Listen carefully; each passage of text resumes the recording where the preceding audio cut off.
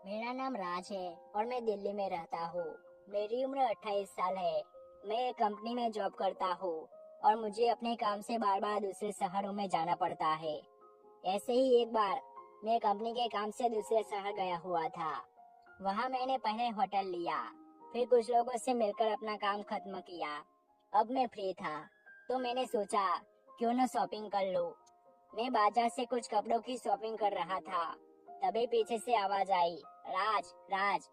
मैंने हैरानी से पीछे देखा तो मेरी मामी सुमन खड़ी थी और मुझे घूर रही है। मैंने उन्हें नमस्ते किया तो उन्होंने जवाब देकर पूछा, कितने दिनों से हो यहाँ पर?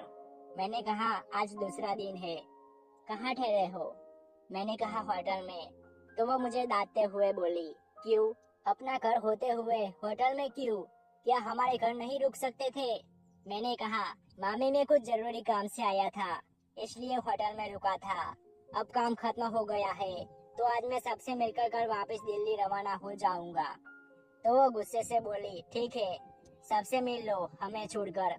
मैंने कहा, ऐसा हो सकता है कि आपसे बिना मिले मैं चला जाऊं? तो वो बोली, ठीक है, आज अपना सामान लेकर शाम तक घर जरूर आ जाना।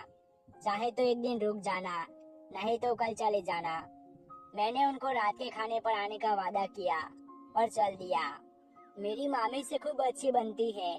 मैं उनकी शादी में 10 दिन रहा था और मामी के साथ खूब मजा किया करता था। मामी दिखने में बहुत ही खूबसूरत है। उसका गोरा रंग, पतली कमर और बड़े बड़े रसगुल्ले जो मुझे पागल कर देते हैं। मैं अपने सारे रिश्तेदारों से मिलकर शाम को मामी जी के घर पहुंच गया। मैंने घंटी बजाई तो मामी ने दरवाजा खोला। जैसे ही दरवाजा खुला, मैं मामी को देखता ही रह गया। उन्होंने लाल रंग की साड़ी पहनी हुई थी, लाल रंग की लिपस्टिक लगा रखी थी, आंखों में काजल लगाया हुआ था और बाल खोले हुए थे। मैं बस उन्हें देखता ही रह गया। एकदम से मामी की आवाज आई तो मैं होश में आया। अंदर नहीं आना क्या? यही खड़े रहोगे? मैं एकदम हड़बड़ा गया और अंदर दाखिल हो गया। मैं फ्रेश होने के लिए बाथरूम में गया और फिर आकर हॉल में बैठ गया। मामी आज कुछ ज्यादा ही सुंदर लग रही थी। मैं उन्हें देखकर पागल सा हो रहा था। मैंने पूछा, मामा कहाँ है? उन्होंने बताया कि मेरे मामा 1 साल से अमेरिका में है। कंपनी ने उन्हें प्रमोट करके वहाँ शिफ्ट कर दिया है। साल में 1 महीने के लिए आते हैं। अगले साल मुझे भी अपने साथ ले जाएंगे। फिर हमने खाना खाया और हॉल में आकर बैठ गए और बातें करने लगे। मैंने मौका देकर मामी से कहा, मामी, आप काफी सुंदर लग रही हो। लगता ही नहीं कि आपकी शादी हो गई है। तो वो शर्मा गई और पलटकर मुझसे पूछने लगी, तुम कब शादी कर रहे हो? मैंने शर्माते हुए जवाब दिया, अगले साल तक। कोई लड़की पसंद की? मैंने कहा, अभी तक तो नहीं।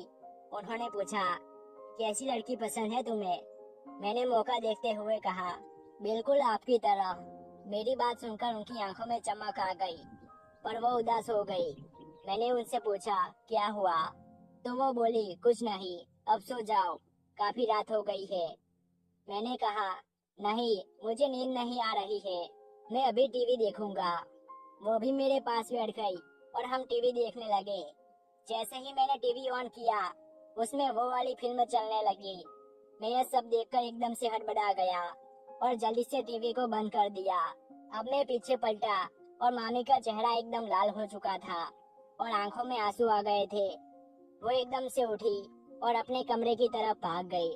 फिर मैं भी अपने कमरे की तरफ सोने चल दिया और मुझे अचानक रोने की आवाज सुनाई दी, जो मामी के कमरे से आ रही थी।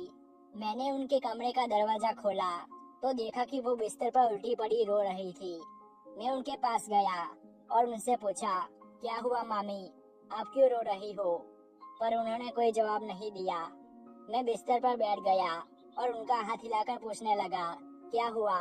मेरे सुनने से वो सिहर गई और पलटकर वो मेरे गले लग गई। उनके मेरी छाती पर लगते ही मैं पागल हो गया और उनको कसकर दबा लिया, पर उन्होंने कुछ नहीं किया, बल्कि मेरे से चिपकी रही। फिर मामी बोली, मेरे पति को तो सिर्फ पैसे की पड़ी है, वो दिन भर अपने काम में लगे रहते हैं। वो यह भी भूल गए हैं कि घर में एक जवान बीवी है, उसे भी खुश रखना पड़ता है। मैं न जाने कब से प्यार के लिए तरस रही हूँ।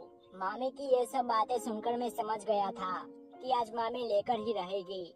मैंने उन्हें सीधा किया और कहा, मैं अभी आपको बहुत पसंद करता हूँ, जो हो गया भूल जाओ। आज मैं आपको इतना प्यार दूंगा कि आप सब कुछ भूल जाओगी।